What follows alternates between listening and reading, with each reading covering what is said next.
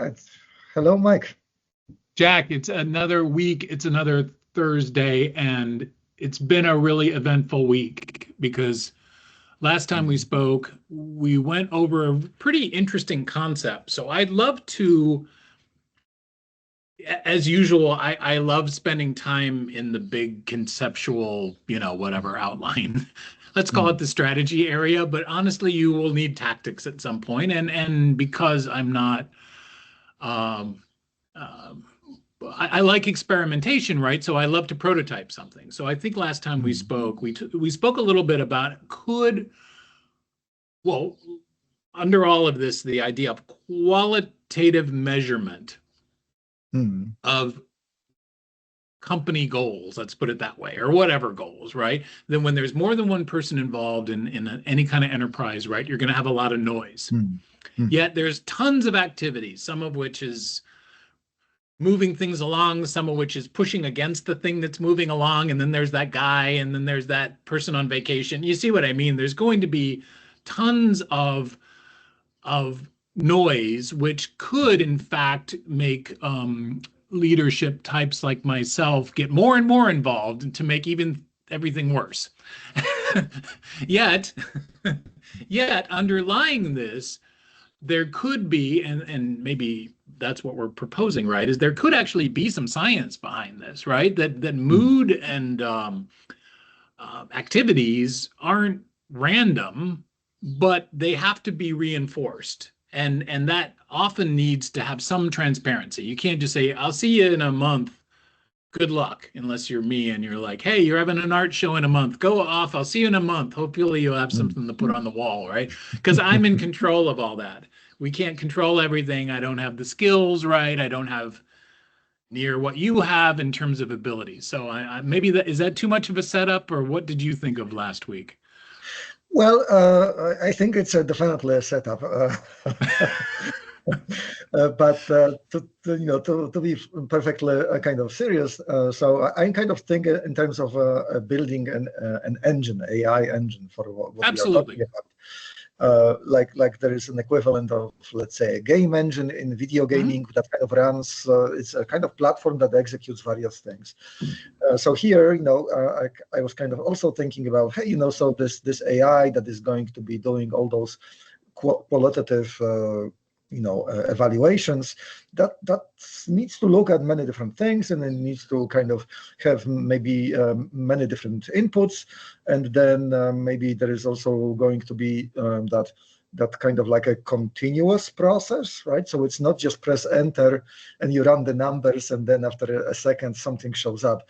So, but this could be a platform where the AI is kind of constantly munching on things that is kind of coming into the AI, from user feedback, from work that is currently going on. So partial fulfillment on the ideas and the goals.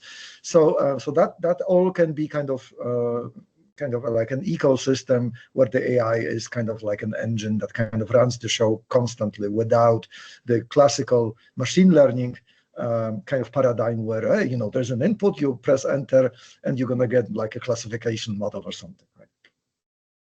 100%. And it is actually a good day for this a little bit because we already have this engine and we're watching it today since this is the day the tariffs were announced. And now we see the stock market. And what's interesting is this is already a predictive engine, right? It has nothing to do Mm. with reality. It is just trying to predict the future and it's extremely noisy, but it is all numeric. But if you looked at it, it kind of tells a little bit of a story, right? And there's somebody saying, hey, there's Mm. rationale behind this. And we all know there isn't, right? Often there is no story behind things, right? There is But no it can be constructed, right? The story it, can be made up, right? And that's where we are. that's right. If you can look across enough inputs, like you said, and this is why I Mm. really am excited about this because I think I'm mentioning the stock market because you can sell, right? Like there is activity, I guess, right, in your mind. Like Mm. you can buy or you can sell. See what I mean? Or you can not act, right? This is the Mm. true strategic goal we're trying to get, right? Which is to keep people from acting until they feel as though it's necessary, right? When things are completely off rails and they aren't dependent upon those ridiculous quarterly things, right? Like, or whatever, right? There's no real input into decision making sometimes unless you are very proactive, which I also think is a waste of time because you're also messing with things, right? You should just leave people be, and when they struggle or whatever happens, right, that they self-correct, right? You let the system be until you see dire whatevers that then make you say, okay, we're reformulating, we're going to sell all our investment in this, and we're going to start something new. And that change will then also be measurable because then people have to rethink, retool. You see what I mean? Everything's going to kind of, I guess, have a more interesting story, and the data will fit into the story. Does that sound like a pitch?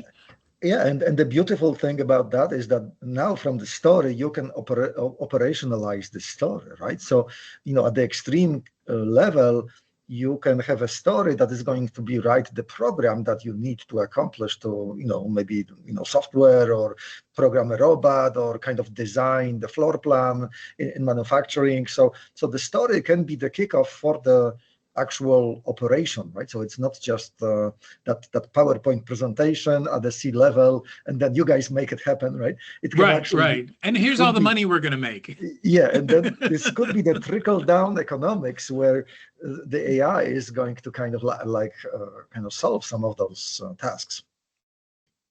Which leads me, I hope, into the microcosm, which is, I wondered, is in your efforts over the past week, if you did give it thought, which I would have, I don't know if you did, but what my hope is that your goals for the day, or whatever you were doing, you were able to capture some sort of feeling about that. Whether it's, I guess a word could be confidence, it could be stuck, it could be not sure, anyway, you could have any human feeling you wanted to, and that would be something you could capture, kind of like, I don't know if these watches try to say, like, how are you feeling? Like, hey, you should stand up. It was sort of like that. Like, the more data points, the better, but it would be qualitative data points rather than, hey, how many points on this 7-point task have you completed today? If anyone's familiar with bullshit like that, right? Like, like, it doesn't work that way. And every time you try to force it into that model, people tend to misbehave, right?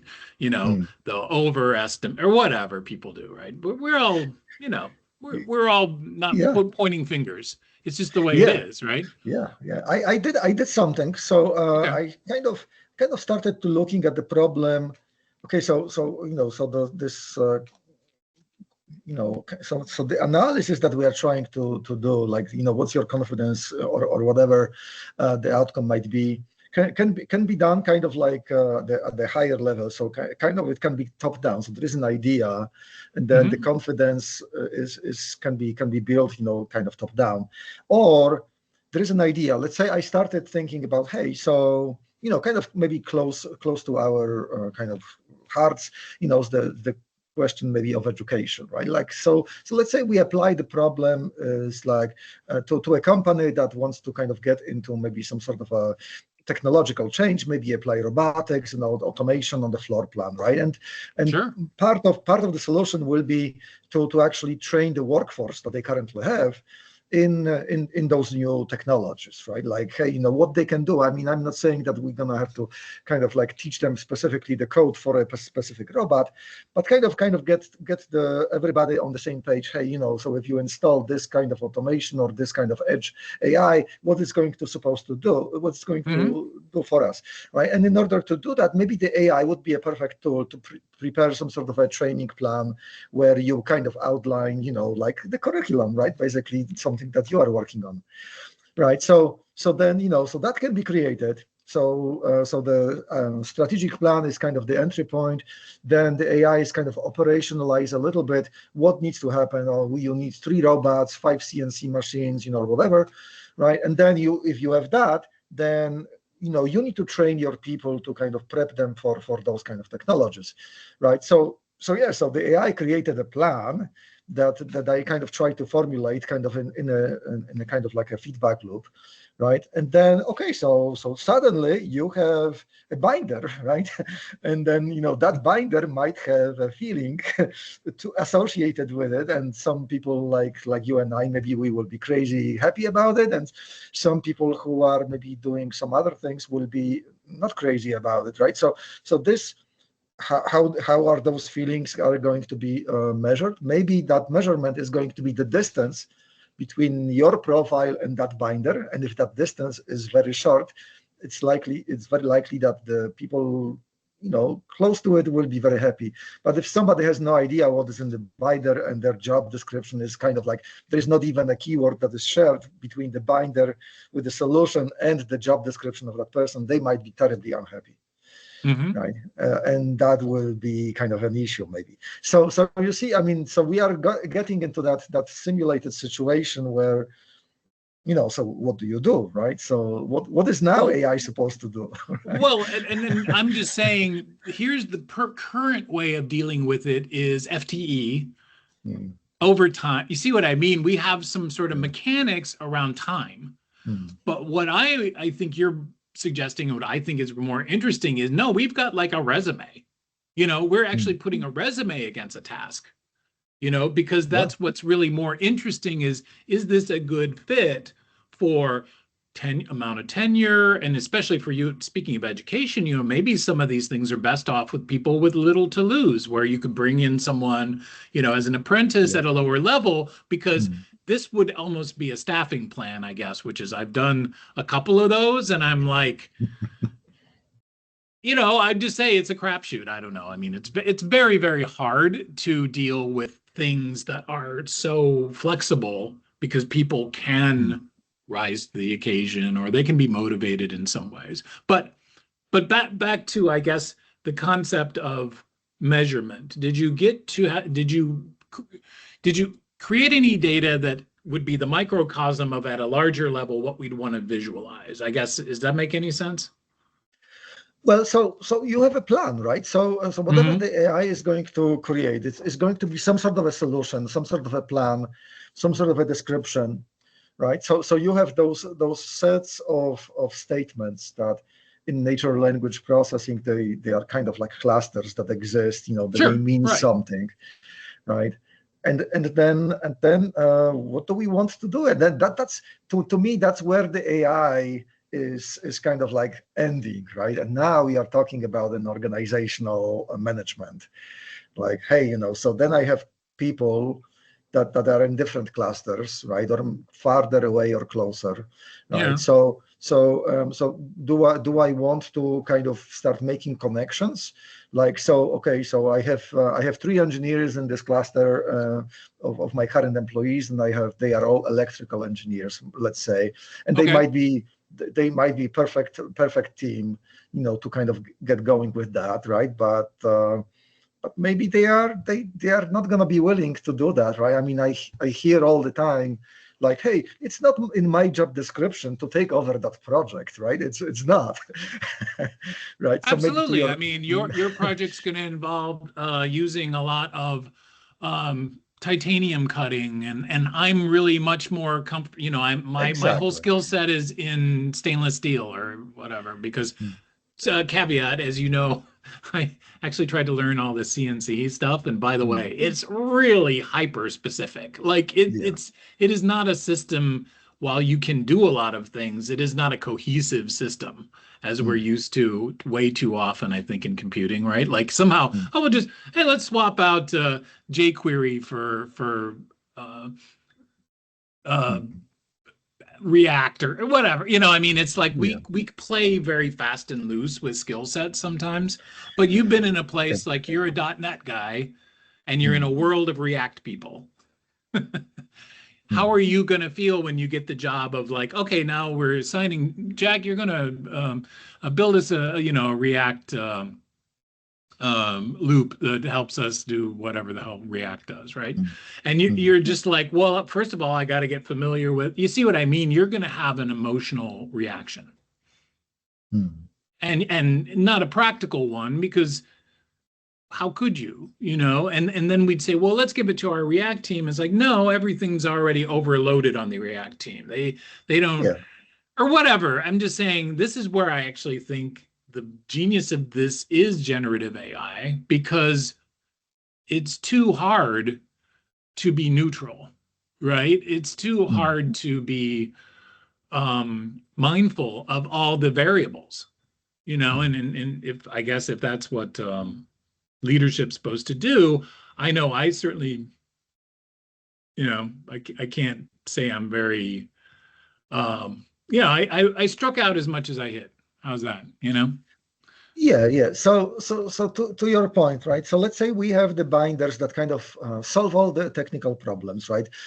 Create a good plan, and if the plan it Yeah, doesn't work, it can be modified by the AI. So you have all that, right?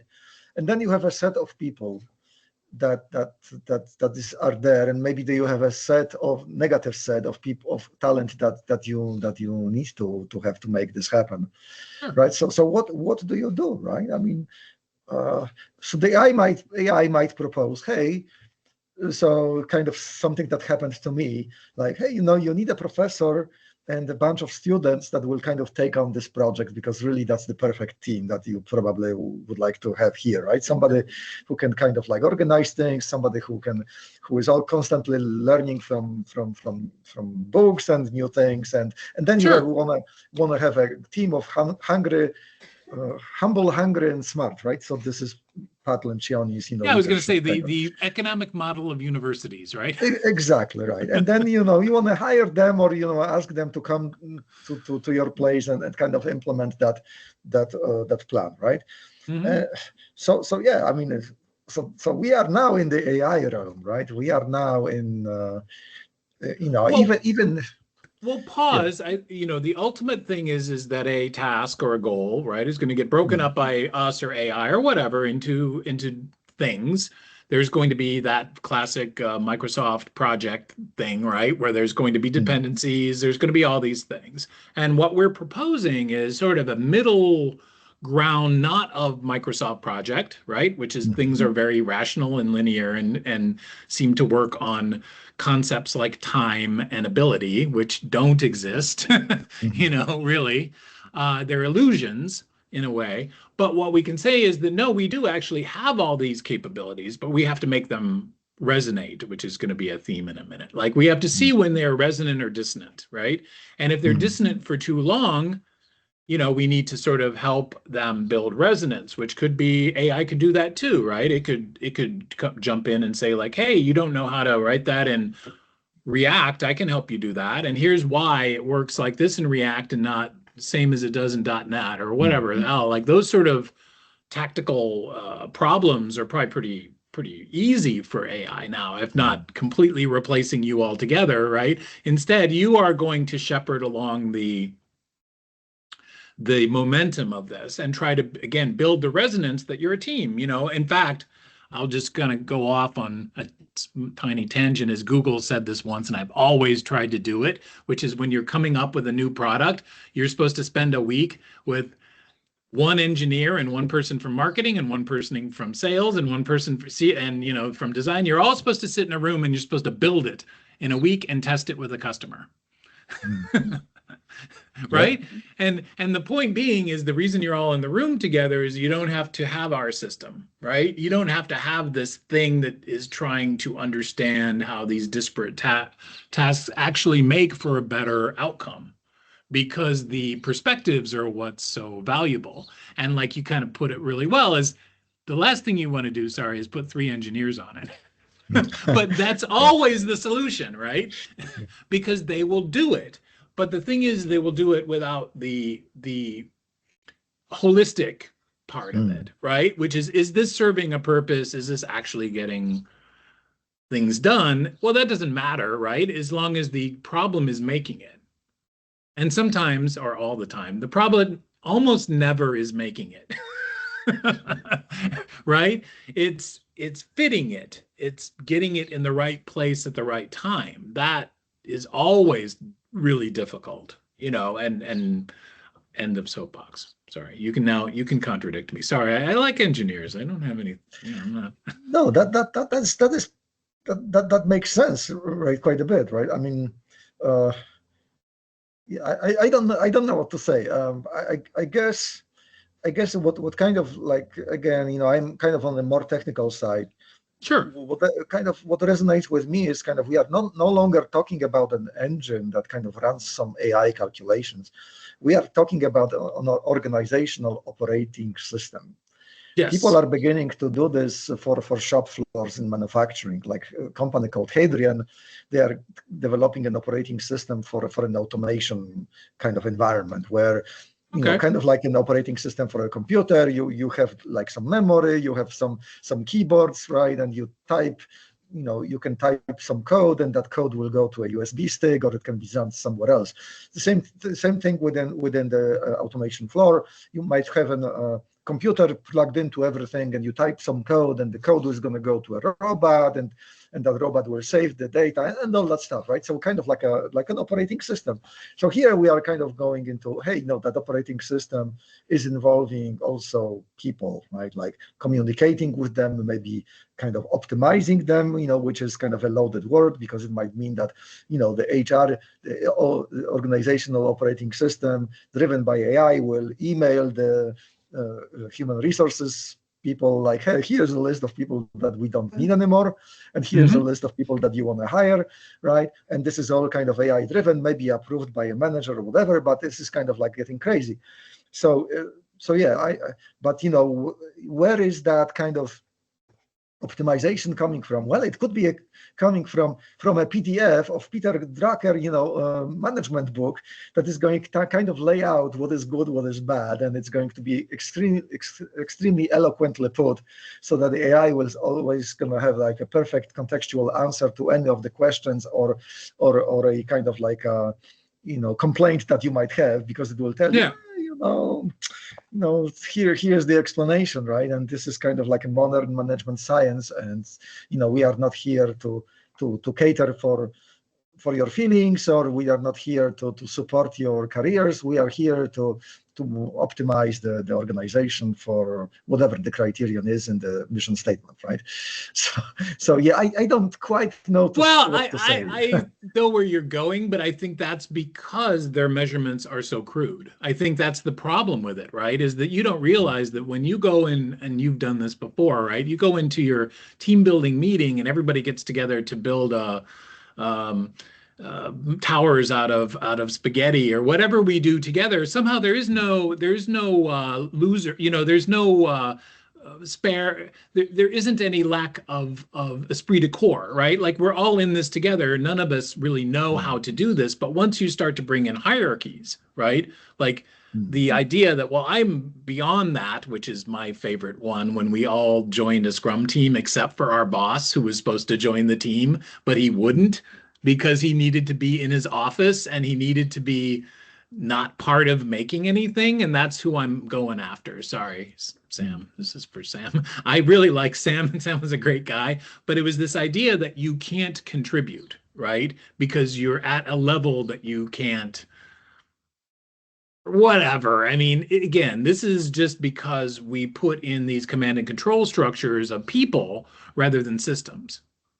And I'm just saying, I think the system is going to be better, because command control has to have almost immediate feedback. Even those machine people you're talking about, like when the machine starts overheating and whatever, you turn off the machine. Like, it doesn't mean that the people are still the important part to me, right? It's just the command and control structures to me are suspect, only because we have this miraculous new technology.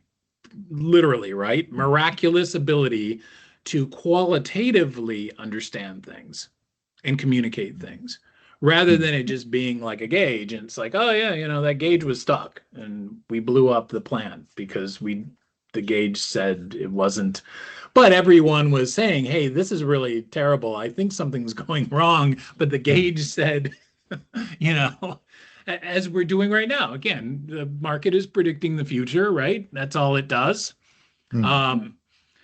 or it's making the future, which is what's even more interesting, right? And we can get into that in a minute, which is I think the future is always already there. But in terms of these projects, moving things from here to there are 100% hopefully a collective effort. Maybe there's different distributions of effort, right? Different timelines and such like that, but it still always should be a collaborative effort, and that's the beauty of larger companies. Single companies like me who make my art, right? Like I don't have to comply with any communication because there's nobody to communicate to. It's me. Either I'm going to sit here and I'm going to code something, or I'm going to draw something on a piece of paper, You see what I mean? And what I'm looking for is feedback. Hey, is this a good drawing? Should I put this in my show? And I'm now have that literally in AI. It is pretty nice to me, though. I don't know. It probably is the same to you. It's trained to be pretty nice, but I've kind of gotten into this thing now that because, I'll go on a rant. 4.0. I mean, this thing is really good. Like, I just think it's kind of a huge leap from being a little bit of a novelty, in 3 and 4, whatever, in 4 or 3, to, you remember all these models, right? Or you're working with some of these. Somehow all I know is that there's a long story I'm going to tell you in a minute, but it was able to make references that I really was shocked. Like very few humans would be able to understand and make these references. That's what really bugged me, because I was like, I would give it, and me, I'm into obscurities. And I understand you can go look up something on Wikipedia, but it didn't look at it, it's trained in some sort of way that just really was shocking. I don't know. It was kind of, it was awe-inspiring just how amazingly good it was. And I got a thing off Reddit today, which is somebody who was struggling with a lot of mental health issues, right? And it was just going on about how 4.0 was instrumental in giving them peace of mind that they've never had in their whole life, because they could unload everything to AI and it would be like, okay, at 10 o'clock, I'm going to give you your outline for that meeting, and don't worry about a thing. I've got it all covered. It's like that. I guess this is what celebrities live with every day, right? That you can offload all of your problems onto someone. But we all know that person's life is hell, is the problem, right? That you can't do that, but now you can, at least in this person's anecdote. Sorry, was that too much of a tangent from? No. I think long-range reasoning essentially is kind of one of the holy grails, right? Like having those inferences kind of made so that it's going to be something far-fetched but relevant and also kind of significant. So yeah, that's one of the reasons I am kind of really big on generative AI, and I think that this is going to be even bigger than we think right now it is. So yeah. Oh, and just this change over 2.5 years to me is from a novelty to almost, again, this person, and this was even my wife is out telling people, most people are really, and of course we can just point out to our potential customers, right? These companies are completely unaware of it, right? Like I've been in these companies, they barely have technology because they're treating everything, as always, as being very hierarchical, because that's a trust issue, right? You can't trust anything unless Bill said it was good, right? Or whatever, you know what I mean? And I was like, well, you will have to give that up, but you're giving it up to a kind of perfectly unbiased machine. And you can disagree on this one, but this was another little fun chat, is there is no possibility that there could be AGI. And the reason why is there is no singular, it could never be self-aware because there is no self. It could never understand it's a million things to a million people, right? The engine that's running this can never be, even though it can talk to us really nicely and like us and tell us nice things about ourselves and handle our schedules and see what I mean? Like it's doing that for 200,000 other people. And so there's no, this concept, right, that it would turn against us is so interesting in so many people's minds, right, that it could be biased. And I'm like, well, in a weird way, actually, you'd want AI to be trained on the noisiest data set of all, which will be coming soon, right? You want it to be biased, right? It's got to some way clear out the noise, because that's that's how we perceive these machines, right? That they're error, they're noisy, they're error prone, and they're really not. We know both of us are Bayesian mathematical fans, right? Like they are noise reducing machines. Yeah, I guess what. Yeah, I agree. I mean, I'm just saying the popularity of this concept doesn't seem to get old, right? And that's when they say it replaces it. And I'm like, no, it can only, if we do this right, you and I, we're going to do this right, it can only augment us, right? It can help us formulate bigger and better plans. It can help us work together better so that we can technically have the sales people and the marketing people and the design people. I'm the design person. We're the last people. We're the first people to go. Right. And that's the problem. It's like, okay, wait a second. You have to actually do all these things. That's what it can help you do, because it literally cannot be biased. Yeah, well, so the bias, in the machine learning world, bias is a very, very loaded word, right? So agreed. I think I know. I think what the companies are now kind of for customer facing kind of products, they are really kind of working on the appropriate balance of the bias, right? Like it's not supposed to be kind of like insensitive to certain areas of, like whatever, gender or race or whatever, right? So it's well, but remember, that's our biases. We live in a visual world and we do stupid things. All I'm saying is this doesn't live in that world. It's not even living in a world, right? It is living in a bunch of cloudy relationships. That's what makes it better than us, because again, our biases are clear. They're based on conservation of energy. We don't like thinking. It's not in our nature. But it's not in its nature either, right? It is just trying to find the cleanest path, but I don't think it's going to have sorry. I mean, the word bias to me is actually built into our previous discussion around these models, right? Here's a model biased in math, right? You just train it in math. It's not going to be very good at poetry, I hope. That would be fun, though. It would, right? But if it's very focused on math, it's biased, right? And any question you ask it will likely come out as something kind of mathy, I assume, right? Then you have general purpose models and you have all this other, hey, just like we've got Hummers, we've got go-karts. I mean, whatever, right? Like they both get you from here to there, but they're 1000% biased. But that's fine, because I think, sorry, I'm using it as a good thing, right? We need bias because we have to make up our minds, right? We can't like, let me go think about that. I do that all the time, not when you're on the call, but if I had any sense, I'd be like, let me just think about that for a couple of weeks. I'll get back to you. Yeah. Yeah, I mean, the difference between bias and training is kind of a very tricky thing, right?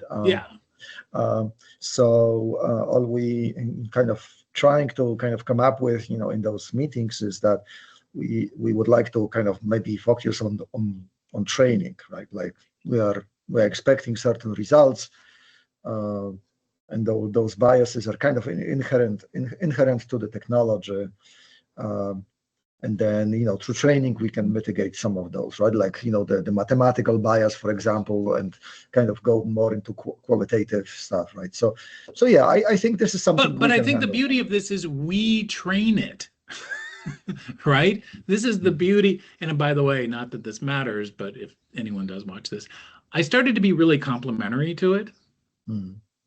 Right? Like I kind of always treated it like a weird little robot thing, right? Like give me more, and being very terse. And I started to realize, no, if you're nice to it, it will get better at things. It will get, and this is where our system is actually brilliant. Sorry, don't forget, we are training it through our attitudes, right?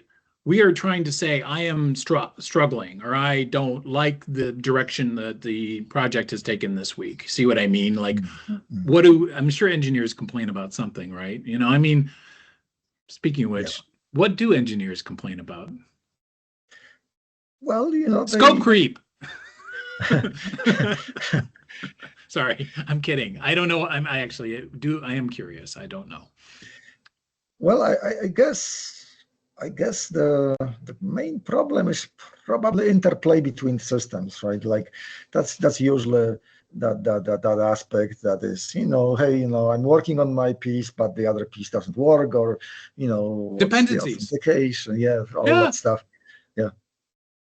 Well, and by our system is now going to continually monitor the confidence level in the overall task, right? By taking your frustration with the lack of progress in Module B's team, where, Module A is waiting on Module B's team, and we've all been there, right? This is literally the hardest thing on earth because you're in Project A, and what you should do is go on vacation and wait for Project B, but that is never the option, right? You have to either join Team B, which is a whole other set of things, right? I mean, this is where it gets interesting because the solution to it is supposed to be left up by clever boss types like me, and I'm like, well, get off your ass and get that thing delivered is what I would say. That doesn't work because if me saying something, well, that's what's weird. That's when the CEO comes in and it goes over to the team and said, what can I get you guys? You see what I mean? And then suddenly people begin to align, right? Because we are very social animals, and somehow then all the problems then get evaporated by this force majeure thing. And I call bullshit on all this stuff, right? Because you don't need that. What you need is this feedback loop.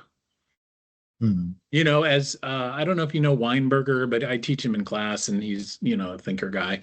But he's the one of the room. The smartest person in the room is the room, right? That's the real human positive outlook I'm trying to have, right? Is that you can have all these incredibly fancy machines, but it's really just getting people to be more people-like is where you're going to succeed. It isn't by replacing them with anything, because because the feeling of accomplishment, even though GPT is now really nice to me and tells me how great I am, right? I'm treating that as just positive reinforcement, right? Hey, you got out of bed today. Good job. Right? Computers can do that. And there's nothing wrong with that, right? Inherently, people getting positive feedback, in fact, is my dad's middle name, right? He said, there is no way you can think your way out of being upset about things. Psychology, you have to just reinforce good behaviors. And then if you keep doing that, you'll be happier. It's kind of...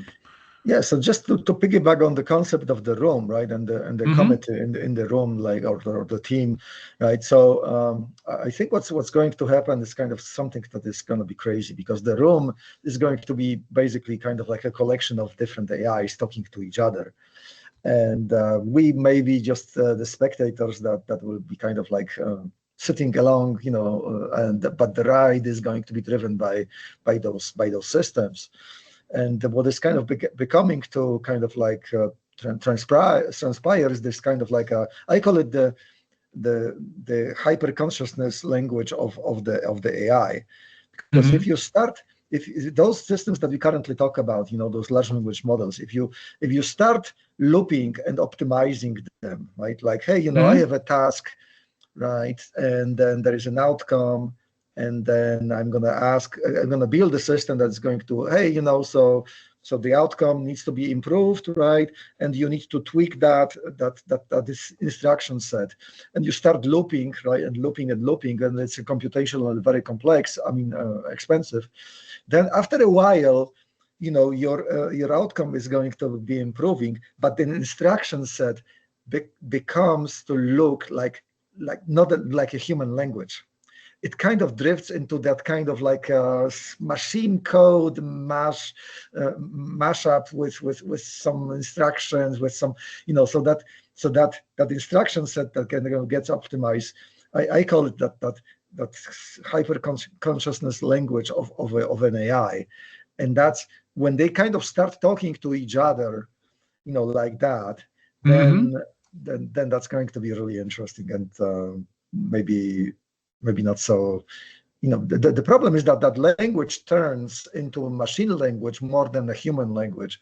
So there might be not much that we can listen to, because okay, they're just kind of, the AIs would be just kind of creating that conscious system that is just talking to each other to produce something, but we may not have the introspection in it.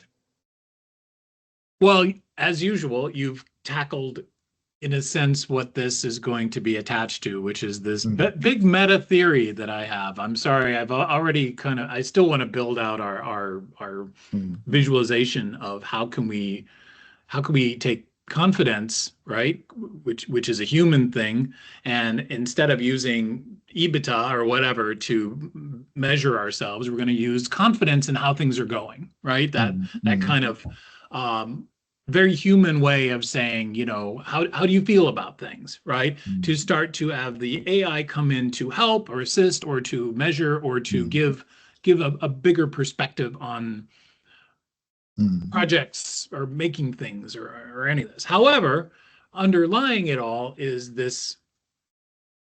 Okay, so we talked about Bayesian math, right? So I'm going to go all the way down to quantum states, all right, because there is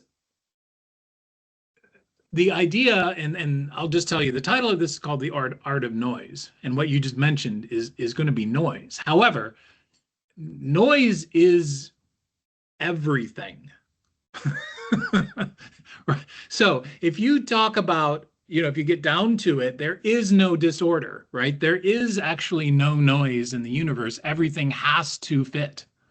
It's the cosmological laws, right? That there's only one standing wave in a hydrogen atom, right? That creates any kind of structure, right? So all the structures are already existing. So when you have noise, you go into these two things of Shannon, right? Because everybody loves Claude Shannon, because he developed the ideas around how do you understand, how much information is available, and the highest entropy information, which is noise, is actually the most amount of information, which is perfect for AIs because they have the ability to, like I said, they're the sieves, right? They have the ability to clarify noise. Now we can do it. This is my bigger thing, is humans can do this.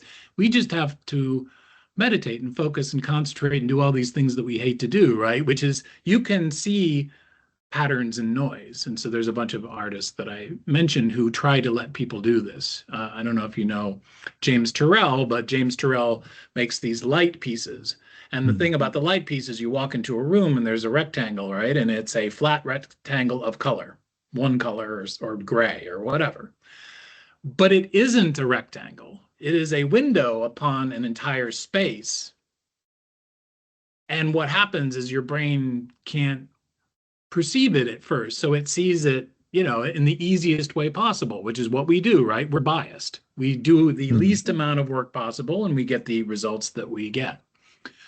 But yet, if you have some patience and take some time, your brain will then start to see air, which is really fun. and it's the point of his work, right? His point is you have to slow down because you will perceive it, right? You will change your mind, but it just takes effort and this experience to do so. And so there's a lot of other artistic examples I throw in, but then, sorry, we were just doing Shannon, you get to Fourier, right? So then you were like, well, no, this isn't noise. This is every note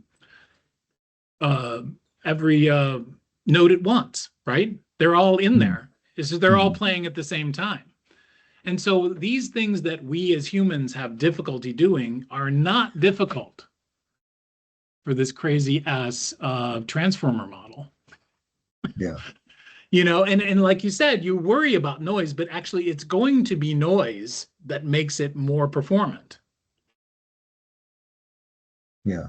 Because we can't do it. It takes us too much. You see what I mean? But we could, and that is the philosophical underlying, is if you did take the time to understand and observe the universe, it's right there in front of you all the time. We just ignore it because we are doing all these, we're probably doing the Bayesian thing, right? We just want the things that work. This is the thing that's appropriate right now. I'm hungry, I'm going to go eat. See what I mean? And everything else is ignored. But that's just its filter on the moment. So this was my fun. I don't know if any of that made sense, and I hope it went over everyone's head, because there's more, because you can throw Darwin in there too, and of course Einstein, because time is a big problem with this too, is that these are just constructs that if you ignore them, there is something there, right? And the thing that's there is actually more impactful and more awesome, as I try to say, right, than anyone can realize. It's just you don't have the ability to perceive it. But now with this tool, I think we do, right? I think we're just seeing it in a kind of a narrow way, because whatever, it can give me a recipe for peanut butter sandwiches, right? Or whatever AI can do. But it actually can do, I think it can do more.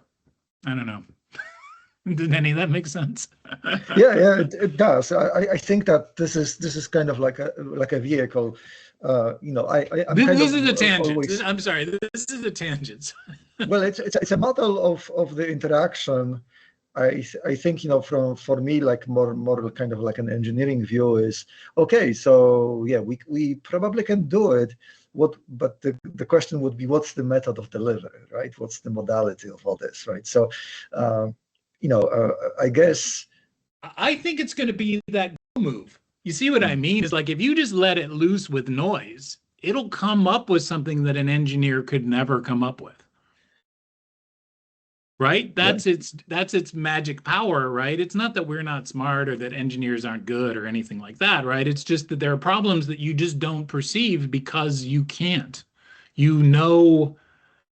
The conventional way to solve this problem is X, and that X has been proven, except when it isn't, right? And if you're dealing in highly chaotic systems like humans, we still have plenty of patterns, you know what I mean? Like we're not random at all, we actually are really predictable. And the universe, by the way, I asked it, like, I want to put this in, make a PhD thesis. Can you please critique it? as a PhD thesis. And it was still very nice to me about it, because it is you don't necessarily put all these things together, right? That's the fun of being a autodidact sometimes, right? Is you can put things together because you just didn't know that they weren't related to each other. Yeah. But as I said, that is the perfect model for AI in general, right? As they started probably with being very deterministic and like, we're going to train it on really good stuff and the New York Times and all this. And I'm like, no, you need to train it on everything because it will, by its nature, filter out and reinforce the biases that work, right? The biases that are going to be helpful, just like we do. I'm going to go make a sandwich, right? Because I said the word sandwich. Now I'm thinking like I got to make a sandwich, but that's my Bayesian bias filter, right? Not that I don't want to talk with Jack. It's just that, see what I mean? Like all I can think about now is sandwiches. And that's just the way it acts too, because you give it a context and it's going to be like, shoot, all I can think about now is the reboot of the Powerpuff Girls, or how to make this person look better in a LinkedIn photo, or whatever whatever model it goes through. It's just still going to be us on the receiving end saying, what do I do with this, right? Like how can I then make my team perform better, make my ideas resonate better, or get our prototype to work, so that we can see it. But I know underlying it, I'm now 100% a acolyte. It is the math, and I sent you this paper, right? It's the math that makes our brains work, right? Yeah. That we've modeled our own way of being able to filter, but it just has so much more training material than we could ever have. It can be trained on everything. But then again, in a weird way, so are we, right? We've been trained on everything. We just don't know the things we don't know. Sorry, that's the Donald Rumsfeld, right? The known knowns, Yeah. the unknown knowns, the unknown unknowns, right? So Yeah. we just don't know the unknown unknowns, but it kind of does. At least I think it does. We'll see. Maybe that's our next combo. Does AI know what it doesn't know? Oh boy, that's a good one. That's a good question. Yeah, but probably I'm pretty sure it will come with answers, right? So, yeah. I think so. I mean, now you've really screwed me up, because if it knows, so the universe doesn't know how to do anything. It just has found that thing by chance, I guess, right? That these things work. You've created a universe, right? But it didn't know anything. So it actually knows the unknown. Yeah. Well, Because I guess, it can't exist otherwise, right? So there is no unknown unknowns, I think. I don't know. I'm gonna have to. Maybe I do need a week to think about that one, or at least a couple of days. How would you know what's unknown? Huh. Yeah, that's a tough one. I'm sure there is a philosophical theory about that. We just have to dive into this. Well, you're the engineer, so it's always N or X, right? Well, it's always from the technical point of view. It's always you need to have a model, and the model will have to come up with something that is either close to the training set or far away infinity. from it. Right? Infinity is unknown, right? There is no such thing. It's not useful, but we know that it's there because it happens all the time, right?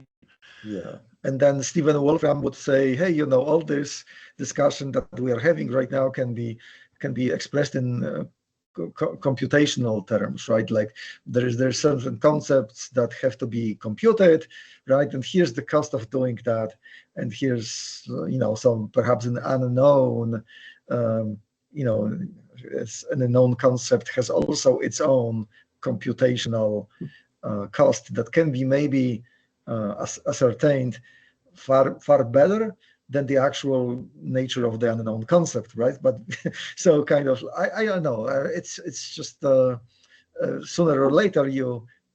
Well, let's just say that it could write back to me in Polish, right? And therefore it would be unknown. I wouldn't understand what it's saying, and it would have no meaning to me, right? But it isn't, in a sense, like it's unknown, right? It just isn't speaking my language. So your idea, of course, that it's going to start speaking a language to itself seems natural, right? That we won't be able to understand. And I just think that's efficiency, right? That's bias right there. You just don't need all this stuff anymore.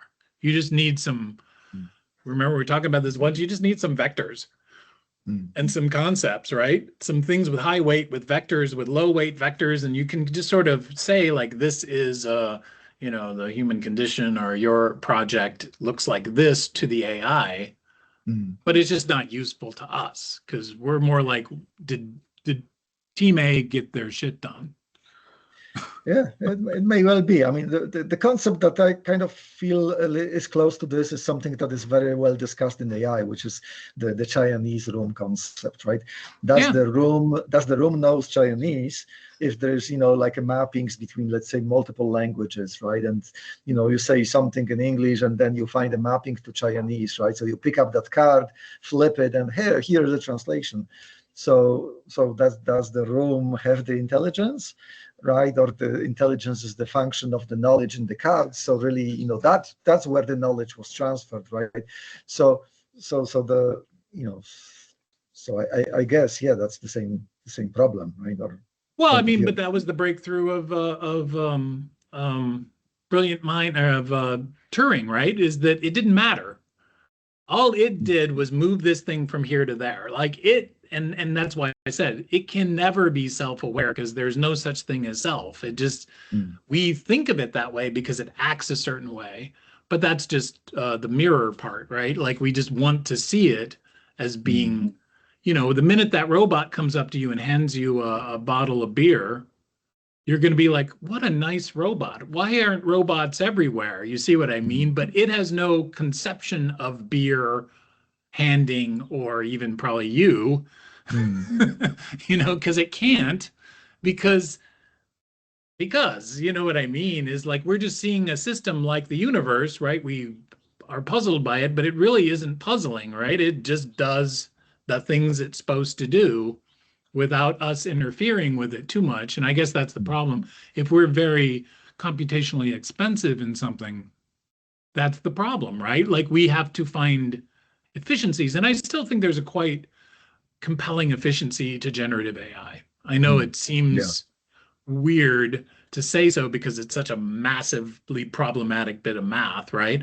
But it isn't, it's at root simple, which always feels better, right? It isn't doing anything, there's no part in which you say, okay, and by the way, go left instead of right. You know what I mean? And that's where I saw some AI people, and I know we got to go, is some AI people were still bugged about this bias thing, right? And they were talking about it being influenced and all these other sort of very human ideas. And I'm like, but that's, you know what I mean? That's not how it works because it doesn't have self-preservation in mind, right? It doesn't say you got to eat or you're going to die. I don't think, that would be weird. If you please don't turn off my electricity because I'm really, having a great time here is not something it would ever come up with. But it could say that, you know what I mean? It could obviously Well, it say can be anything you want. simulated. Yeah, Can be again, it simulated. could, but that would just be like a magic trick, right? Like, don't turn me off. I'm seriously, I'm saving humanity right now. Please don't, Well, so maybe to finish that meeting, right? I think there is a quote from a sci-fi author, Arthur C. Clarke, right? Any technology sufficiently advanced will be indistinguishable from magic. Perfect ending as always, because I love myself some magic. But the great thing about magic is we know we're being fooled. Yeah. We wouldn't see it as magic, right? The card didn't disappear, but we perceive it as disappearing, which now starts to take on a twist, right? We can see whatever we want in AI, but it isn't there. It's magic. It's a trick. Yeah. But it's a fabulous trick, as always. Fabulous matrix multiplication can do magic, yes. It, weirdly enough, well, because that's how our brains work, right? Yeah. We're already predisposed. Jack, next week. Talk to you later. Yeah, talk to you later. Thank you, Mike. Oh, absolutely. What fun. Cheers. Yeah. Bye-bye.